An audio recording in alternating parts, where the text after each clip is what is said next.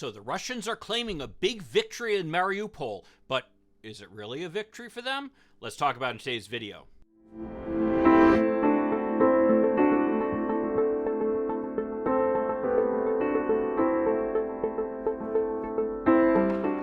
Hi, I'm Mike Greiner. I'm a lifelong Democratic activist who's concerned about the direction our country is taking. I'm also a lawyer and an academic, and I'm here to help you stand up to the BS of the MAGA crowd. So one thing I've found interesting as I've been recording various videos about the situation in Ukraine has been the response of some Republicans, pro-Russian Americans, whatever you want to call them, because of course we know the number one cheerleader for Russia is Donald Trump. But they've taken some exception to my comments about the fact that Ukraine is winning the war. They seem to argue that an example of the strong Russian victory is their seizure of Mariupol after what really had come to more than a 3-month siege. Now, to those Russian sympathizers in our midst, I would say not so fast. If anything, their victory in Mariupol represented a major strategic victory for the Ukrainians and a strategic defeat for the Russians. Let me explain. First of all, it's hard for us to get damage assessments really about either side. You know, anytime that the intelligence services come up with some type of damage assessment of what the Russians have experienced, the Russians deny it and claim, oh, you know, we've only had a few people hurt.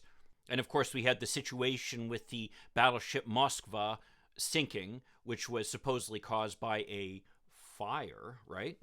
But the point being is that it's really kind of hard for us to assess the real damage that has been caused to the Russian military as a result of their desperate battle for Mariupol. But it's clear that the harm has been significant.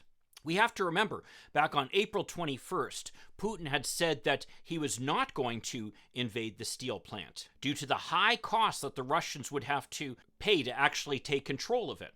Now, you have to remember, this steel plant is 4 miles square, and it's got about 15 miles of tunnels underneath it. So to call it a steel plant is a little bit of a misnomer. This is a small city in and of itself. And one, as a result of its function, is going to be very strongly built, contain about the closest thing you'll find in civilian facilities to military bunkers. And of course, then you've got all those tunnels. The Russians have been very frustrated, having to literally fight one building at a time, one tunnel at a time, to try to take control of the steel plant. And from what I understand, the 6 or 7 military battle groups that are left there in the area, which at their height would account for about 6,000 to 7,000 soldiers, but from what I understand, have experienced as much as 50% casualty rate as a result of the aggressive defense by the Ukrainians.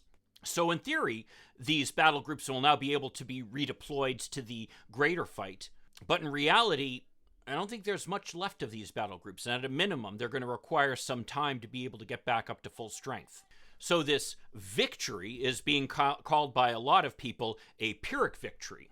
Of course, that term comes from King Pyrrhic of Epirus, who suffered such a defeat against the Roman army, despite winning the victory of the battle, that the level of irreplaceable casualties he experienced resulted in the end of his campaign. And I think it's fair to say that, yes, Putin has a talking point now that he can say, we've taken a city, congratulations. The first city, by the way, that they've taken entirely in Ukraine. But yet his military has been decimated. And think of all the bombs and missiles that have been fired into Mariupol. As we know, the Russians are unable to replace a lot of these weapons, whereas the Ukrainians are getting more and more and more weapons from the Americans and our allies. With the recent passage of Lend-Lease and of a $40 billion commitment to arm Ukraine, the United States is spending more to help Ukrainians with their defense than really we've spent anywhere I can think of since World War II. So as time goes on, it's going to be harder and harder for the Russians to replace both soldiers and material, while, as time goes on, it's going to become easier and easier for the Ukrainians to do so. What's more is the defense of the Azovstal steel plant bought the Ukrainians time. During that time, they've, of course, been able to go and make arrangements to get more weapons from their Western allies.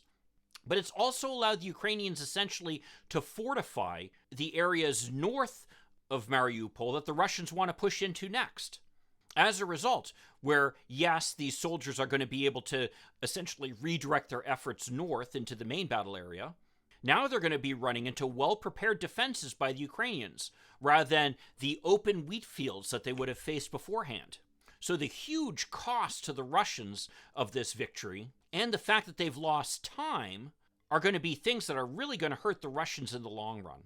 I think it's fair to say that at this point, time is on the side of the Ukrainians, not the Russians, and the fact they had to spend so much time fighting for a 4-square-mile area in Mariupol that has now been completely devastated is something that in the long run is going to be a major problem for them. I want to make one more point too here about this war. Napoleon had at one point said that high morale gives troops a 3-to-1 advantage over those with low morale. Here in America, we saw that during the War for Independence in Texas. Who can forget the term, remember the Alamo? Well, what that was all about were a group of Texas fighters who held out at really an indefensible position, and who ended up all being killed by the Mexicans who were coming to take control of the area. Well, that, of course, became the rallying cry as Texas fought the Mexicans to gain their independence. I think in a similar way, the kind of courage that the defenders of Mariupol showed is going to be kind of a rallying cry for the Ukrainians, and it's going to be a motivation to them to stand up even more strongly against the Russian invaders. It's worthy of note, of course, that Mariupol itself, being a city in the far eastern area of Ukraine, is actually primarily a Russian-speaking city. More than half of the population are ethnic Russians, and yet we've seen evidence of mass graves with as many as 9,000 civilians being buried all at once. And the city itself has been completely flattened. If this is what the Russians do to the people who are their compatriots, their fellow ethnic Russians, then what will they do to the Ukrainians? And if anything, that's going to be an even greater motivation for the Ukrainians then. Well, if you want to hear more about how time is on the side of the Ukrainians, why don't you check out this other video that I did over here. I think we need to honor the bravery of these Ukrainians who stood up in Mariupol. And really, I do think that they're a symbol of what's ultimately going to bring Ukraine to ultimate victory in this war. I'll see you then. In the meantime, let's hope for continued progress. Thank you.